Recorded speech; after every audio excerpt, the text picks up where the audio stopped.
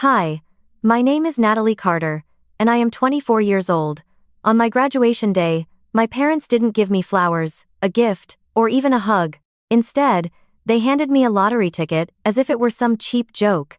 But fate can be cruelly ironic because that ticket turned out to be worth $1 million. I hadn't even had the chance to celebrate when everything shifted. The moment they found out, instead of hugging me or saying congratulations, my parents and my sister Sophia surrounded me, insisting I had to give half the money to Sophia to save her failing art gallery. They didn't see it as my lucky break. To them, I was just a walking wallet. I refused. They yelled, "If you won't hand over the money, then pack your things and get out." I quietly gathered my belongings, walked away, and they thought they had won. But they had no idea that same money would become the foundation for a career that, years later, when they had lost everything, would force them to come knocking at my door. And by then, I was no longer the overlooked daughter. I was someone they no longer had the power to control. Before I continue my story, tell me in the comments where you are watching from. And let me ask you, have you ever had to fight for your worth against your own family? I was born and raised in Houston, Texas, in a small house on the edge of the suburbs. That house had 2 bedrooms for the children, but the way my parents divided the space drew a clear line between the favorite and the leftover. My sister Sophia had the bigger room, almost double the size, with a wide window overlooking the backyard, painted a soft shade of pink, furnished with shelves and a study desk carefully picked out by my parents. When I was finally old enough to have my own corner, they put me in the small room facing the street so narrow that whenever a truck roared by, the whole room shook, and the noise swallowed my sleep. My parents' explanation was simple. Sophia needs space to create her art. You only need somewhere to sleep. I didn't argue. Even as a child, I understood my place in the family was temporary, always expected to give way to the one they considered more special. Sophia's closet was always packed with new dresses, stylish shoes, and endless shopping trips with Mom that lasted for hours in the Galleria Mall. For me, shopping usually ended in 10 minutes. Mom would grab the first shirt she saw and say, "This one looks fine, Emily. Take it so we can get going." The fabric was often stiff, the colors unflattering, sometimes too loose or too tight, but I never had the right to choose. I still remember the day I complained that a shirt was too tight. My mother looked at me coldly and said, "Then lose some weight. You complain no matter what we buy." That sentence followed me through my entire childhood, making me feel like a burden, never like a child who was loved. Family photos were perhaps the clearest proof of their favoritism. In every picture framed along the hallway, Sophia stood in the center, the light catching her radiant face while my parents wrapped their arms around her, as though she were the only one who mattered. I was usually pushed to the edge, sometimes even cropped halfway out when the photos were enlarged and hung on the wall. One year, my mother even hired a professional photographer to take an entire portrait series for Sophia when she was applying to art school, while my picture remained a rushed snapshot taken at school, flat gray background, forced smile. Nothing more. I never knew what it felt like to be cherished in those photos, because in every frame, I was nothing more than an afterthought. The holidays, especially Christmas, only deepened the divide. On Christmas morning, Sophia would unwrap boxes filled with the newest iPad, an electric piano, or imported Italian paints. I sat nearby opening notebooks, clearance rack clothes that sagged off my shoulders, or sweaters 2 sizes too big. I once asked innocently, "Why does Santa like Sophia more than me?" My mother's voice was gentle but sharp underneath. "You should be grateful for what you have, Emily. Not everyone is blessed with artistic talent like Sophia. She needs investment. You only need enough to get by." At the time, I was too young to understand, but slowly, I realized my parents never saw me as a child to nurture. I was only the shadow they used to highlight Sophia's brilliance. I remember the day Sophia casually said she wanted to try violin. Within a week, my parents bought her a brand new instrument and hired a private teacher. I, on the other hand, only asked for a Lego robotics set, about $100, so I could join the science club at school. They shut me down instantly, saying it was too expensive and unnecessary. My mother added, "Stop being demanding, Emily. Focus on practical things. Creativity is Sophia's territory." Each time she said that, something inside me sank. It was clear that my dreams, my passions, didn't even measure up to one fleeting whim of Sophia's. I once tried to find comfort in my father, but his response was just as cold. One evening, I showed him a math test where I had earned a perfect score. He glanced at it briefly and said, "Good, now you can help Sophia with her homework." No praise, no encouragement. Yet when Sophia brought home a C+ in math, my mother proudly taped it to the refrigerator as if it were a trophy, and even called my grandmother, saying, "She has real potential in math." I stood there clutching my perfect test, feeling like my accomplishments would never be enough for my parents to truly see me. All of these moments carved a quiet wound inside me, the constant sense that I was an outsider in my own family. I lived in that house in Houston but never felt like I belonged. Sophia was their pride, the centerpiece of every meal, every conversation. I was only mentioned when they needed someone who would be sensible, not demand too much, or serve as a silent witness to my sister's success. Even birthdays made the divide clear. Sophia's parties had 3-tier cakes, balloons, and a house full of friends. My birthdays were reduced to a small store-bought cake, sometimes without candles. My mother would brush it off, saying, "You don't need much, Emily. Simple is fine." But that simplicity cut deep. It left a mark I couldn't shake. Maybe it was because of those memories that I learned early how to stand on my own 2 feet. I understood that if I didn't take care of myself, no one in my family ever would. I still remember the first time I truly found joy for myself: robotics and coding. By the time I was 12 or 13, I was fascinated by Lego kits, with tiny motors, and the simple lines of code that could make a robot move. I would spend hours in my small bedroom, tinkering, building, and learning the basics of programming from random tutorials I found online.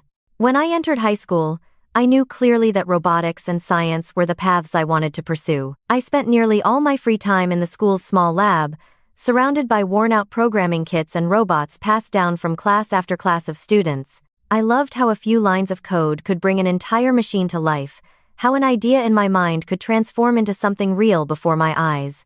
It was the rare joy I discovered in the middle of a childhood defined by comparison and favoritism. In 11th grade, my school's robotics team was selected to compete in the state championship held in Dallas. It was the first time I had ever stood inside a massive stadium, surrounded by thousands of students who shared the same passion for technology. My teammates and I had worked tirelessly for months designing circuits, writing code, and testing every tiny movement of our robot. The final result was a machine that could automatically pick up and sort balls into the correct bins within seconds. When the judges announced that our team had won second place in the entire state, I was so overwhelmed with joy I nearly cried. That moment felt as precious to me as any prestigious diploma, but that joy quickly dissolved when I looked up into the stands. Not a single member of my family was there. My parents didn't come, and of course, neither did Sophia. After receiving the award, I called home, my voice still trembling with excitement, only to hear my mother respond flatly, "Uh-huh, that's good. Oh, by the way, Sophia had an art exhibition at school today. A lot of people praised her work. You should congratulate her." I froze. So that was the reason they weren't there for me on one of the most important days of my life, because of a small high school art show, where Sophia had hung a few simple sketches in a hallway. In my parents' eyes, that exhibition outweighed the achievement I had poured every ounce of my energy into.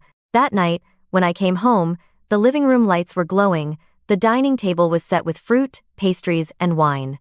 For a brief moment, I thought maybe they had planned a surprise celebration for me. But the moment I stepped inside, the truth hit me. The entire party was for Sophia to congratulate her on her unexpectedly successful art exhibition. Sophia's friends, neighbors, and relatives were all there, raising their glasses to praise her natural artistic talent. I sat quietly in the corner, my silver medal still hanging around my neck, but no one even bothered to glance at it. When I tried to hand it to my father, he barely glanced at it before setting it down on the table, turning back immediately to continue discussing one of Sophia's landscape paintings. I don't remember what I ate that night. What I do remember is the icy feeling running down my spine. That house, which had never truly felt warm to me, suddenly felt like a grand theater with only one star Sophia while I was the forgotten audience. Later that night, I unclasped the medal and tucked it away in my desk drawer, never to bring it out again. Because I already knew, in that space, it would never be recognized. High school went on like that, year after year, where my achievements were brushed aside while Sophia's smallest steps were inflated into victories. When Sophia won a consolation prize in a county art competition, My parents threw a backyard barbecue and invited friends over to celebrate. When I earned an A+ in an advanced math exam, my mother simply reminded me, "Make sure to tutor Sophia, she struggles in that subject." Even when I was selected for the school's honor society, my parents didn't bother to show up at the induction ceremony, yet they never once missed any of Sophia's art events, no matter how small. That was when I began to see the pattern clearly. In my family, there was only room for one star. And that star was never going to be me. The final years of high school passed quickly, and then the most important moment arrived: applying to college. While my friends chatted excitedly about their dream schools, I quietly chose the path I knew fit me best: software engineering at the University of Texas at Austin, one of the most respected technology programs in the state. I wanted to study somewhere that would challenge me, somewhere I could turn my passion for robotics and coding into a real career. For me, it wasn't just about chasing a dream, it was about finally stepping out of Sophia's shadow and leaving behind the years of being dismissed and overlooked. Sophia's path was very different. She applied to a long list of prestigious art schools, from New York to California, but the results were nothing but rejection letters or spots on the waiting list. I still remember the day she received her final rejection. She burst into tears, and my mother held her close, whispering, "It's okay, sweetheart. We'll find a place that's a better fit for you. What matters is that you get to do what you love." And sure enough, just a few weeks later, they found a small private school in Dallas. The tuition was sky high, but it accepted Sophia without demanding much in terms of qualifications. Without hesitation, my parents agreed they would cover the entire tuition, pay for an apartment near the school, and even give Sophia a monthly allowance so she could focus entirely on pursuing her art. Meanwhile, I quietly received my acceptance letter from the University of Texas at Austin, along with a partial scholarship based on my academic record. Excited and nervous, I handed the letter to my parents, hoping that at least this time they might show a little pride. But all I got was a curt response from my father: "If you're good at technology, then take care of yourself. Sophia needs more." Hearing those words felt like a bucket of cold water thrown in my face. It didn't matter that I had proven myself through real accomplishments. It still wasn't enough for them to invest in me. So that fall, Sophia moved into her bright new apartment in Dallas, with my parents by her side helping her clean, decorate, and shop for everything from a bed to a desk to a brand new easel. And me? I boarded a bus to Austin alone, carrying a few old bags of clothes and the little savings I had scraped together from part-time jobs. I was assigned a cramped dorm room that I shared with 2 other students. But honestly, I didn't mind. I was used to it, used to giving things up, used to figuring things out on my own. From the very first year of college, the weight of finances pressed down on me.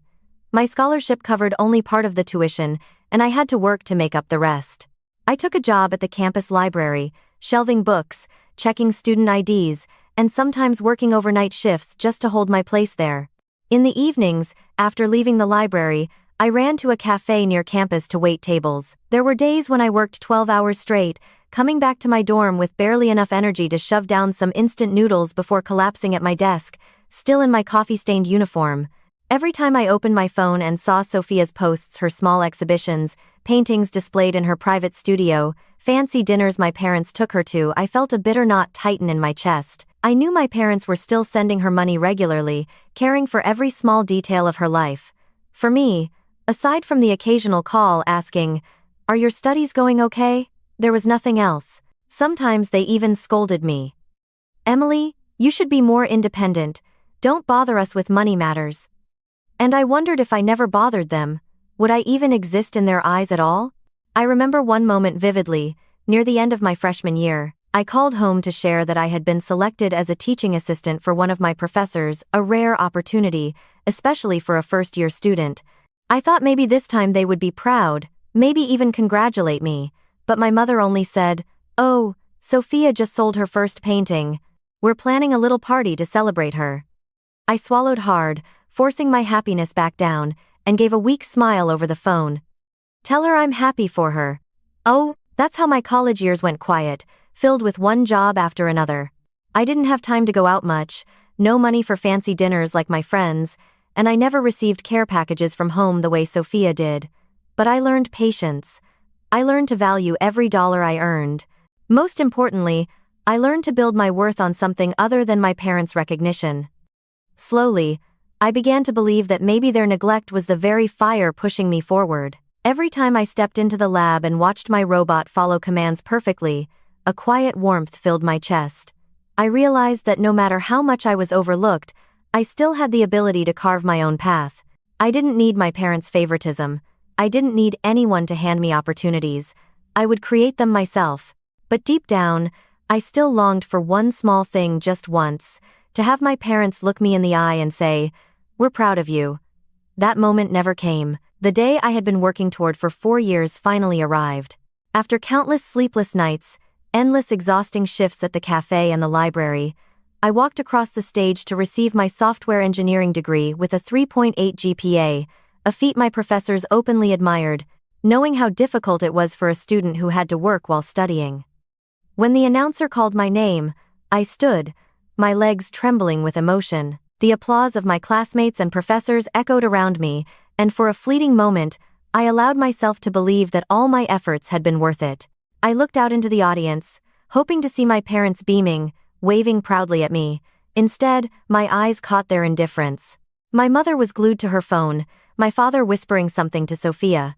Moments later, they got up and left before the ceremony was even over. Even the most sacred moment of my life wasn't enough to make them stay.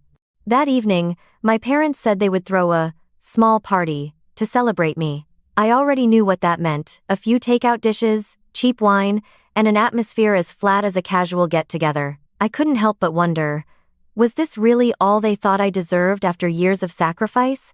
As soon as I placed my diploma on the table, my mother turned immediately to Sophia, launching into an enthusiastic discussion about opening a new art gallery for her in downtown Dallas. I sat there, my chest tight, realizing that to them, the most important part of the day wasn't that I had graduated, but that Sophia had yet another new opportunity to shine. I tried to keep calm, but when it came time for gifts, I could hardly believe my eyes. My father handed me an envelope. I opened it, and inside was a lottery ticket. My mother let out a mocking laugh. On the way here, we stopped at a gas station and saw them selling these. "Who knows, Emily? Maybe you'll get lucky and change your life." I froze, feeling as if I'd just been slapped. A gift they hadn't prepared in advance, just something they grabbed thoughtlessly on the way. A gift meant to mock me, to remind me that in their eyes, all my years of effort weren't worth anything more than a slip of paper and a chance of luck. Meanwhile, at that very same party, my parents proudly announced that they would be giving Sophia $150,000 to open her art gallery in downtown Dallas, a staggering sum I wouldn't have even dared to dream of back when I was struggling through college. Sophia beamed, hugging our parents tightly, while everyone around clapped and cheered. I sat there, holding back tears, asking myself what I had done to deserve such blatant unfairness. I had earned a 3.8 GPA, I had a clear career path ahead, and yet Sophia, who had only sold a handful of small paintings to her friends, was the one hailed as the future of the family. I leaned back in my chair, swallowing a bitter sigh. In my head, a cold truth echoed: they would never change. They would never see my true worth. At first, I thought about throwing the lottery ticket away. I didn't believe in luck, and I certainly didn't want to keep a gift that felt like pure humiliation. But in a moment of weakness, I slipped it into my wallet, deciding it would serve as a bitter reminder of the day my parents diminished me, even as I stood on the stage of triumph. I never imagined that very ticket would become the turning point of my entire life. I still remember that night like a strange dream. After the dull graduation party, I went back to my room. I pulled the ticket from my wallet, planning to check the numbers just once before tossing it in the trash, so I wouldn't be haunted by the memory of such a cruel gift. But the longer I stared at those faint numbers printed across the paper, the stronger my curiosity grew. I picked up my phone, opened the Texas Lottery website, and typed in the sequence. For a moment, my heart stopped. The first number matched. Then the second. I kept checking until the very last one, and every single number lined up. I collapsed onto my bed, my heart pounding wildly. I couldn't believe my eyes. For the first time in my life, I had actually won, but not the recognition from my parents I had always longed for. Instead, it was a stroke of luck handed to me by fate. I checked the numbers over and over again, at least 10 times, then even used the lottery app on my phone just to be certain. There was no doubt about it, I had won the jackpot, $1 million. At first, My emotions were a whirlwind. I laughed, then I cried. I laughed at the irony my parents had handed me that ticket as a joke, a way to diminish my achievement, yet it was the very thing that opened a brand new door for me. And I cried from the bitterness because maybe fate itself was fairer than my own parents had ever been. I sat there in the dark, clutching the ticket tightly, as if it were the only proof I had that I, too, deserved a brilliant future. But the joy quickly gave way to fear. I knew my parents all too well. If they ever found out, they wouldn't stop until every cent ended up in Sophia's hands. In their eyes, I had never been the one who needed help. Everything I earned was dismissed with the same excuse. You're capable, you can handle it. Meanwhile, no matter how many times Sophia failed, she was rescued, funded, and encouraged to keep dreaming. And I knew, without a doubt, that the $1 million would become the capital Sophia needed for a fresh start, if I wasn't careful. The very next day, I made a decision I wouldn't tell my family. Instead, I went to a highly recommended financial law office in Houston. Sitting across from the lawyer, my hands trembled as I placed the ticket on the table. He glanced at it, then gave me a small, knowing smile. Congratulations, Emily. This is the beginning of a turning point in your life. But beginnings are always the hardest. The most important thing now is protecting this money. We went over everything in detail. He explained the federal and state taxes, the choice between a lump sum or annual payments. I chose the lump sum $1 million before taxes, which came to about $700,000 after deductions. He walked me through opening a separate account, completely independent from anything tied to my family, and he emphasized, don't rush to tell anyone, especially your family. Not because you don't trust them, but because experience shows that money can turn even the closest relatives into strangers. I nodded, my chest heavy, because deep down I already knew that was true long before this money ever came into my life. I went to the lottery office to complete the paperwork, posing with the oversized check as part of the ritual. I smiled for the camera, but inside, all I felt was dread. I couldn't stop wondering how my parents would react when they saw my face on the local news. I could picture it clearly, their expressions, not glowing with pride, but lighting up at the scent of money. After collecting the prize, I spent several sessions with a financial advisor, planning for the future. He helped me map it out, put a portion into safe investments like bonds, set aside some to buy a home, and keep a share for starting a business. For the first time, I could faintly imagine a new life, a life without 12-hour shifts, without instant noodles for dinner, without the constant fear every time a bill came due. For the first time ever, I saw a path laid out in front of me, a path I had built for myself, not one dictated by my parents, not one shadowed by Sophia. And yet, joy was tangled with worry. I remembered my parents' words. Family means sharing, Emily. You can't just think about yourself. For years, that phrase had been used to force me into sacrifice, to push me into giving up opportunities for Sophia.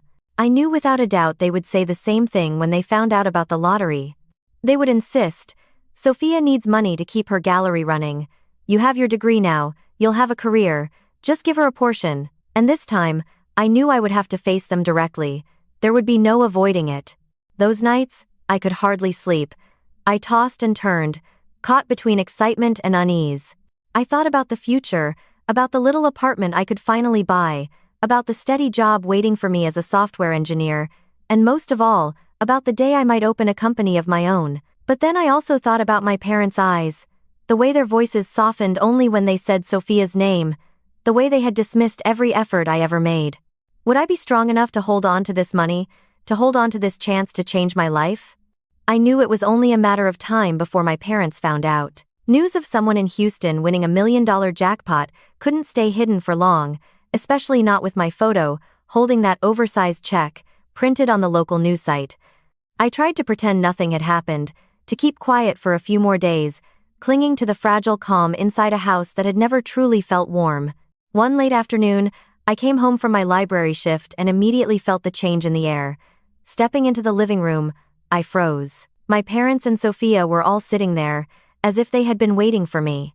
On the coffee table lay the photo of me with the giant check, neatly printed and placed like evidence in a family trial. The tension was so thick I could hear my own heartbeat pounding in my ears. I set my bag down and sat across from them, trying to steady my breathing. I knew this was at the beginning of the confrontation I could no longer avoid. You kept this from us very well, my father began, his tone laced not with pride but with accusation. I pressed my lips together, silent. My mother wasted no time circling the point. Emily, we need to have a serious talk. You're an adult now, and you should understand how important family is. Sophia is struggling with her gallery. You need to give her half that money, at least $500,000. That's the only way to secure the future of this family. I was stunned. I had prepared myself for the demand, but hearing it out loud still pierced me like a knife. Mom, Dad, you're not even going to congratulate me? My voice trembled. I just graduated with a 3.8 GPA. I just won the lottery, and all you can think about is how Sophia can get more money. My mother's brows knitted together. Don't be selfish. You already have a degree. You already have a stable career ahead of you. What more do you need? And besides, that ticket was bought by us, not by you. Something inside me snapped. Years of being dismissed, overlooked, cast aside, all of it came rushing up like a flood that could no longer be contained. I laughed bitterly, no longer willing to sit in silence. Stable? Do you have any idea that I had to work 12-hour days just to pay for tuition?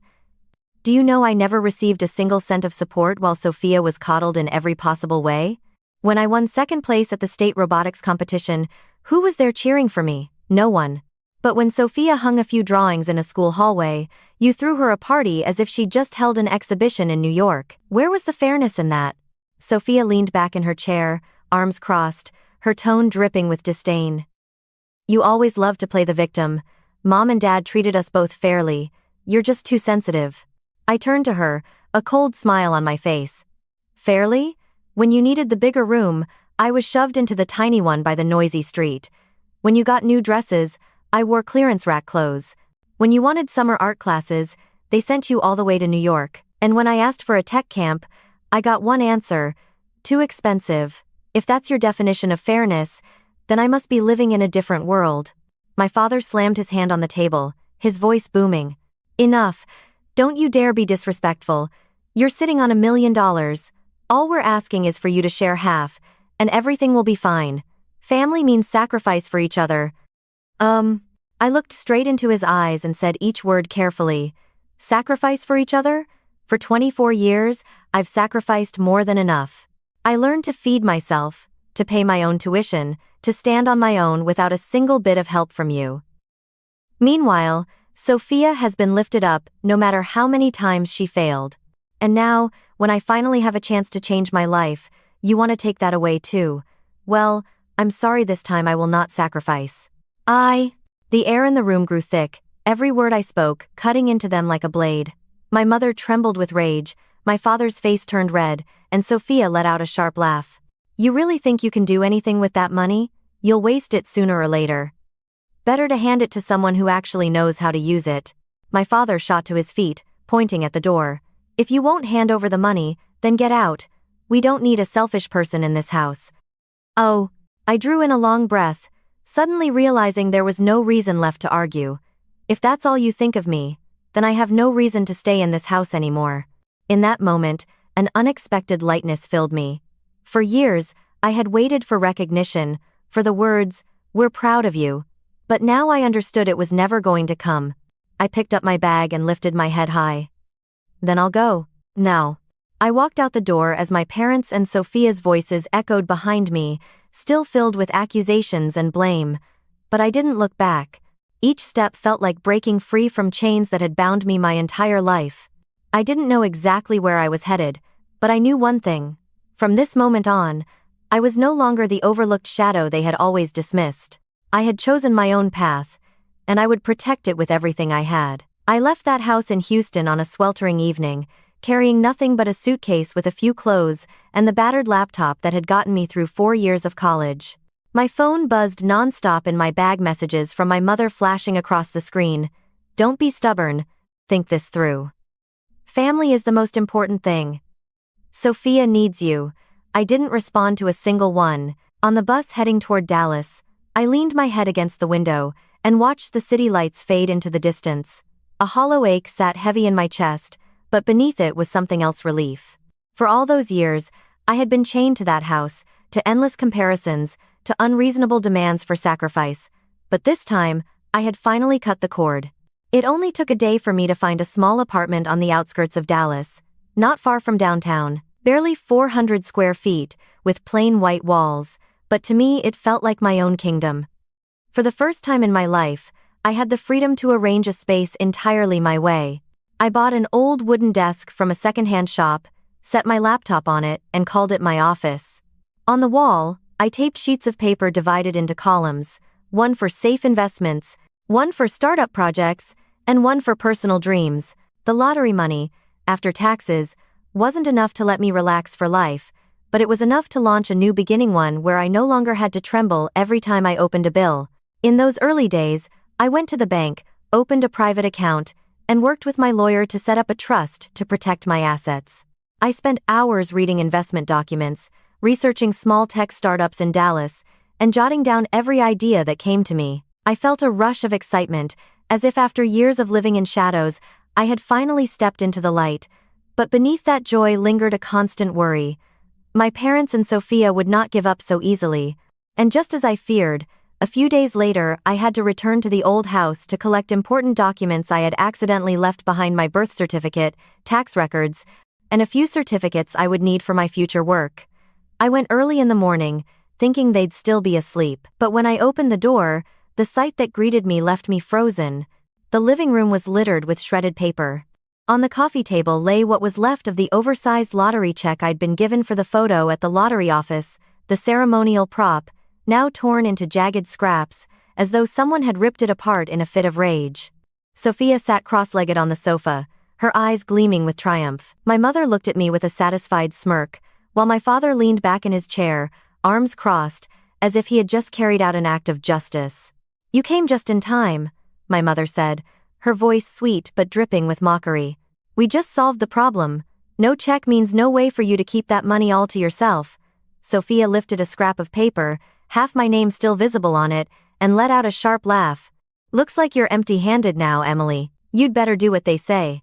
I froze for a moment, then suddenly burst out laughing. At first it was a quiet chuckle, but it quickly grew into loud, rolling laughter that filled the entire room. My parents and Sophia stared at me like I had lost my mind. "What's so funny?" my father barked. Wiping tears from my eyes, I kept laughing. "Oh my God, do you honestly think that check was real money? You thought tearing it up would destroy $1 million? That was just a prop for the photo. The money was deposited into my account that very same day." The room went silent, frozen. The smile slipped off Sophia's face. My mother's expression went pale, and my father just stared blankly at the scraps of paper on the floor. I walked over to the table, picked up one of the torn pieces, held it up in front of them, and said coldly, "You've just made fools of yourselves. Never has it been so clear to you. I've never been a daughter, only a walking wallet. And when you couldn't squeeze money out of me, you chose to destroy, hoping to drag me down with you. But I'm sorry, I won't fall that easily. Emily, we didn't know, my mother stammered. I cut her off, my voice sharp as a blade. Didn't know? Didn't know that I've grown up? That I'm smart enough to protect myself? Or didn't know that you've just proved me right, that I've never truly had a family in this house?" Sophia sat in silence, biting her lip, her eyes still burning with hostility. My father tried to summon his old authority, his voice heavy with force. "Say whatever you want, we're still family. You can't just cut us off like this." I looked at him, memories flashing every time I was left behind, every accomplishment dismissed, every party thrown only for Sophia. I drew in a deep breath and spoke slowly, firmly. "Family? Family isn't a place where one child is treated like they don't exist. Family isn't a place where one is always forced to sacrifice for another. If that's your definition of family, then I'd rather have none at all." 1. I gathered the documents I needed, and stuffed them quickly into my bag before heading straight for the door. Behind me, I heard my mother's desperate voice cry out, "Emily, don't go, we can talk about this." But I didn't stop, I didn't turn back. Inside me, it felt like a door had just closed forever. I knew then that I had severed the last thread tying me to them. Stepping out of that house, I drew in a long breath, and the Dallas sky felt wider than it ever had before. I knew there would still be struggles, still obstacles waiting ahead, but I also knew that, for the first time in my life, I was truly free. From that moment on, I was no longer the daughter dismissed by her parents, no longer the shadow trailing behind Sophia. I was Emily Carter, the only one holding the key to my own future. After leaving that house filled with scraps of torn paper and bitter stares, I returned to my little apartment in Dallas with the mindset of someone who had just broken free from chains.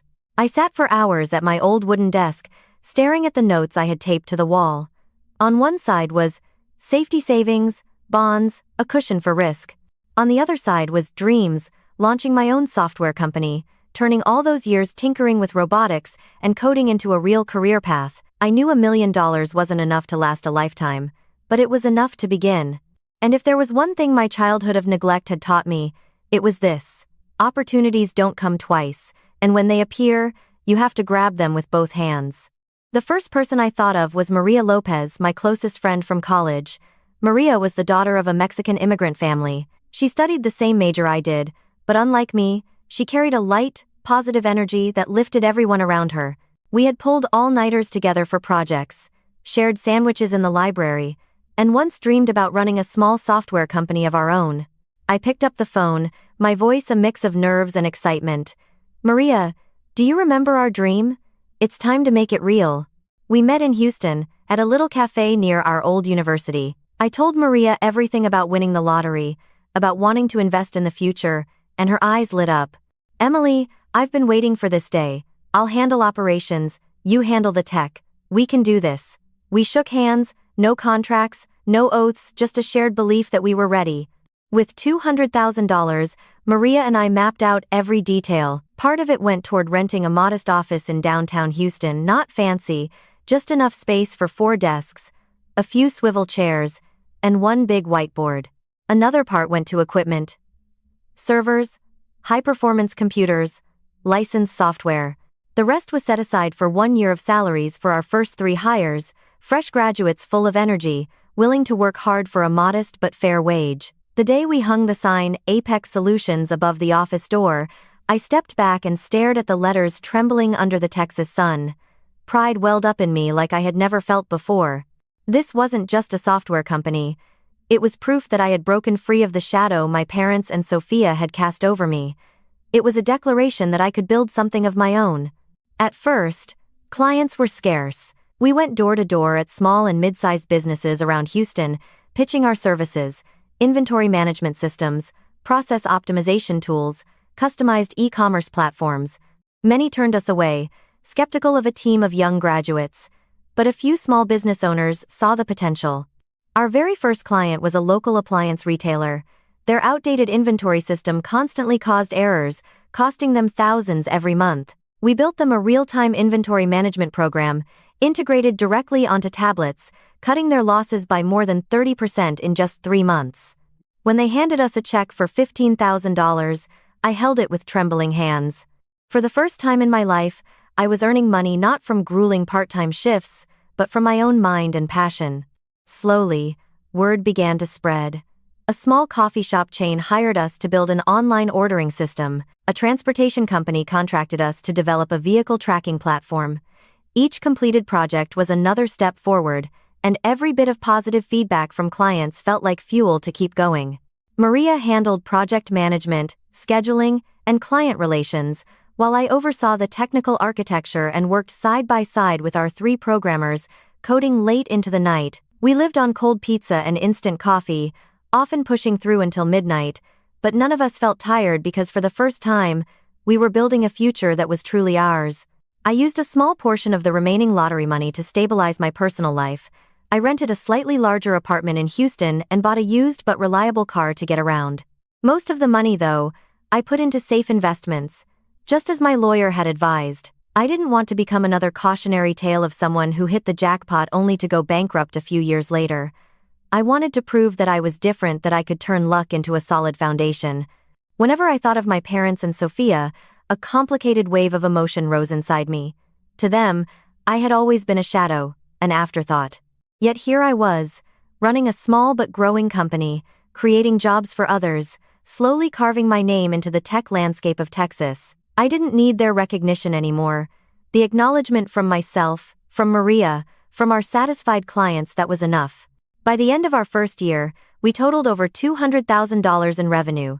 The little office buzzed with laughter as we celebrated, and I sat quietly for a moment, staring at the numbers on the whiteboard. From a lottery ticket they had dismissed as a joke, from a daughter my parents had cast aside, I had turned opportunity into reality.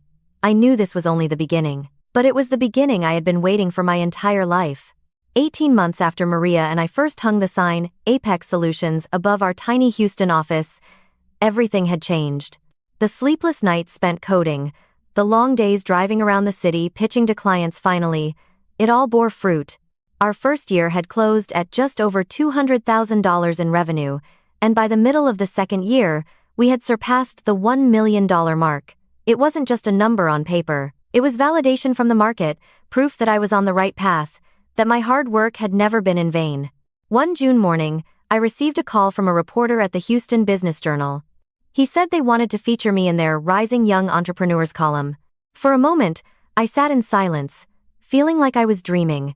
I thought back to all the times my parents had called Sophia the pride of the family, simply because she had a tiny art gallery, and now, it was my name appearing in print, under the headline, "From Nothing to $1 Million in Revenue, The Journey of Apex Solutions and Its Young Female Founder." When the article went live, new clients began reaching out, and I received invitations to collaborate with larger companies.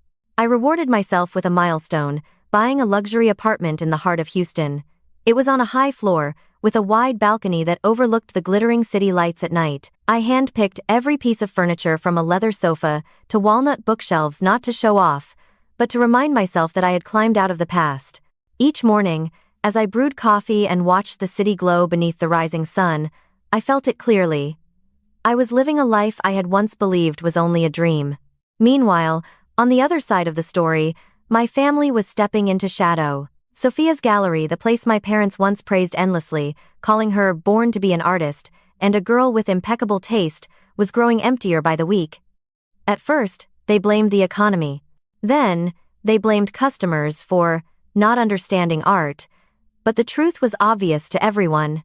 Sophia didn't know how to manage money, bought and sold on whim, and had no business strategy to sustain her. When the debts piled up, my parents were forced to mortgage the family home to keep Sophia's gallery afloat. I heard the news through a relative, and a sharp ache twisted in my chest. That house had once been called the sacred home that could never be compromised. They had even been willing to throw me out just to preserve it for Sophia. And yet in the end, they were the ones who put it on the line.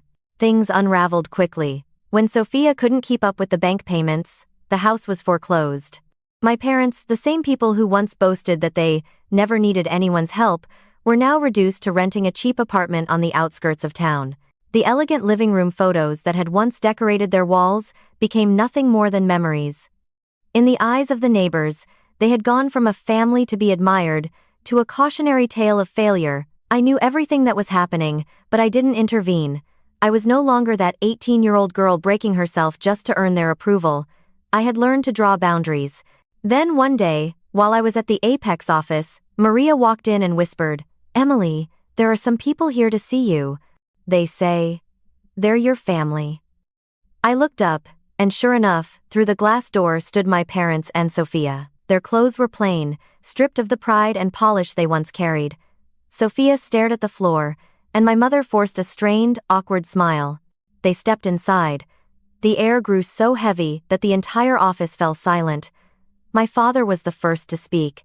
"Emily, I know we made mistakes in the past, but things are very difficult for the family now. Could you lend a hand? After all, we're still family." I looked at them, and there was no gloating in me, none of the triumph I once imagined. All I felt was a vast emptiness. Slowly, carefully, I replied, "Family is not a place that only knows how to take. I spent 24 years learning that lesson."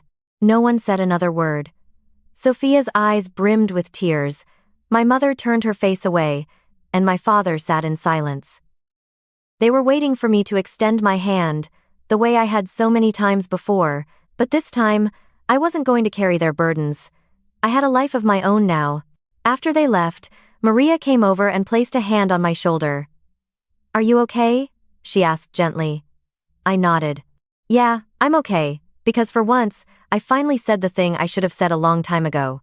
That night, I sat on the balcony of my apartment, looking out at the stretch of Houston lights glowing beneath me. I knew then that my family hadn't fallen apart, because I walked away they had collapsed under the weight of their own choices. As for me, the child who had once been discarded, I had become a woman with a career, a future, and, most importantly, freedom. The days that followed felt like the start of an entirely new chapter. No more sleepless nights wondering if I'd ever be good enough in my parents' eyes. No more secret tears as Sophia was celebrated while I stood in her shadow. Instead, I lived with intention, with pride, and with gratitude for myself for not giving up. When Apex Solutions crossed $3 million in revenue in our third year, I bought myself a gift, a new car. It wasn't just a luxury vehicle, it was a symbol of the long road I had traveled. I remembered the years of riding the bus for hours to get to class, clutching my old laptop and a bag of cheap snacks. Now, sitting behind the wheel of my new car, I knew every drop of sweat from those days had been worth it. But I didn't stop at celebrating. I wanted to send a message.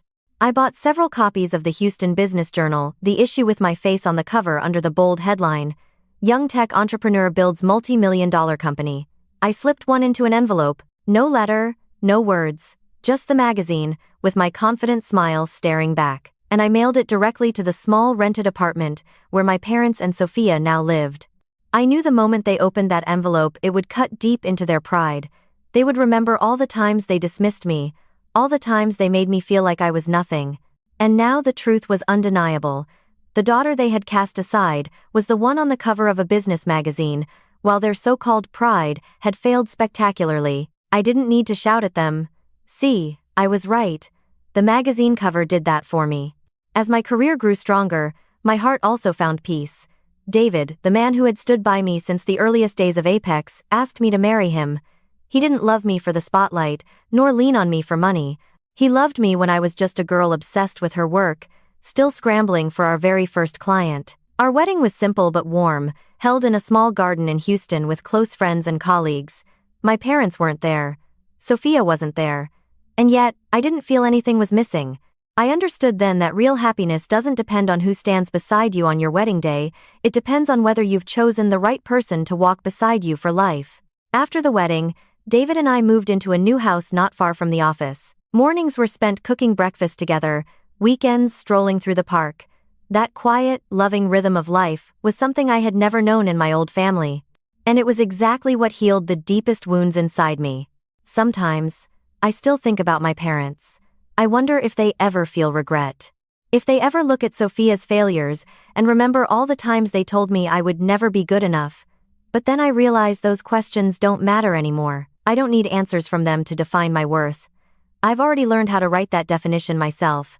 Standing on the balcony of my new home, looking out at the city lights glowing bright, I whispered to myself and to anyone listening to my story, never let anyone force you to share the fruits of your labor just because they carry the title of family. Blood does not equal love. And real love never comes with exploitation or favoritism. Perhaps the greatest lesson I've learned is this: the sweetest revenge isn't making others suffer, it's finding success and happiness, living a life of freedom, free from toxic chains. If you are in the place I once was, overlooked, dismissed, having your efforts taken without recognition, I want you to know you are not alone. You have the right to walk away. You have the right to protect what is yours. You have the right to build your own home, your own family, your own life without needing permission or validation from those who once hurt you. It took me 24 years to understand that sometimes the best thing you can do for yourself is stop clinging to relationships that have already rotted. Save that energy for nourishing yourself, for your career, for friendships and love that are truly worthy. When you do, you'll discover a freedom you never thought possible. Today, I have a solid career, a kind partner, and a peaceful life. I no longer need my parents' recognition. I no longer need their apology. Because I have proven with my own life that they were wrong and I was right to believe in myself. My story ends here, but I hope it opens something in you. If you are standing at a crossroads, belittled by family, forced to sacrifice for others, remember, you do not owe them your entire life. The only debt you carry is to yourself, a debt to live happily, and you deserve that.